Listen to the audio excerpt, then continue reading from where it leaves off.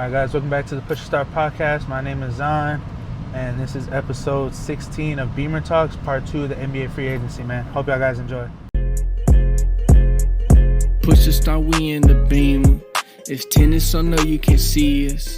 It's T and Z, we standing 6 feet and coming in hot like a fever. Today guys, I'm going to be talking about Chris Paul and his sign to the Spurs for an $11 million one-year deal. Basically, man, Chris Paul is one of the top 5 point guards of all time in the NBA, man. One of the best passers and probably has the most IQ in the game, second to LeBron James of all time, bro. And really, he's going to be a great addition to the Spurs, man. Last year, we lacked a lot of court vision on the floor and the ability to spread the floor and someone to really lead with the ball and control how the floor moves and how we operate. And Chris Paul is one of the best at doing that, man. He's played for a lot of good teams, did some really good things in LA, went to Rockets, made a couple playoff runs, went to OKC, then went straight to Phoenix Suns, and he did some pretty good things over there, man. Went back to the Warriors, didn't do too good last year, but he was also coming off the bench. He's a decently older veteran, so they weren't expecting him to start over there with Curry as a younger, quicker, and just overall better guard, and then Klay Thompson at the 2 as well, overall better. But with this team, man, Chris Paul can really have a lot of opportunities to either swing the ball, become a high assist leader this year, especially with Wemby on his team. Last year, we missed Wemby a lot on either cuts or wide open jumpers, or we were just making dumb shots or taking dumb shots and missing him on open looks. Chris Paul is a pass first guard. And then on top of that, he knows when and when not to shoot the ball. He has a really good shot taking ability. He knows when to shoot and when not to shoot, and his decision making is really good. And that'll all be good with the Spurs.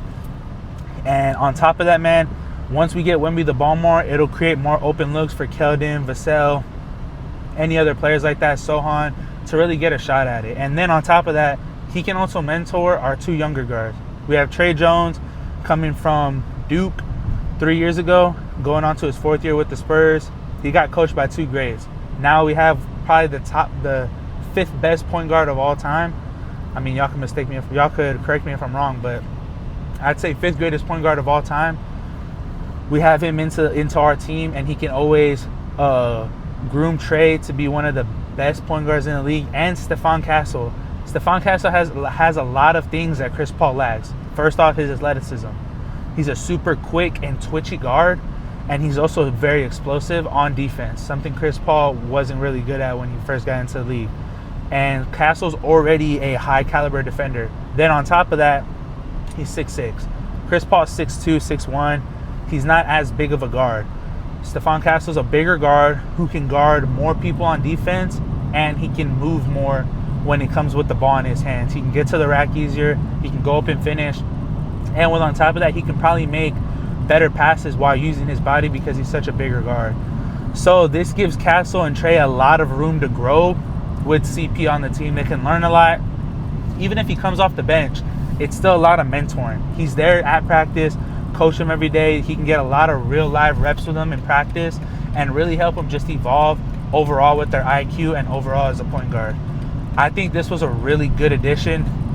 We have some other guards on the team, but I mean, he can make everyone better around him. That's something Chris Paul was really good at doing with all the teams he had, was he was really good at making everyone around him better.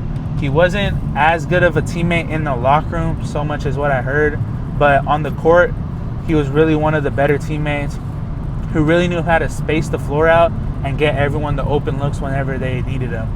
So I think he's gonna do really good, man. Y'all guys let me know down below what y'all think, man.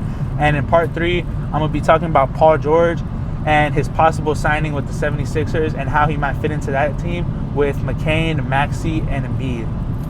But like I said, man, y'all guys let me know in the comments. Make sure to like, comment, and subscribe. Follow all of our socials. We're going to be having a Twitter now, and we're also going to be having a Snapchat on top of our Instagram and our TikTok. So y'all make sure to hit those down below. Give us a follow, man. We're going to be doing a lot of behind-the-scenes stuff on Snapchat and on TikTok, as well as Twitter. We're going to be doing a lot of posts where we give our take on stuff. So thank y'all guys, man, and y'all make sure to give us a subscribe, man, and put the notifications up. Thank y'all.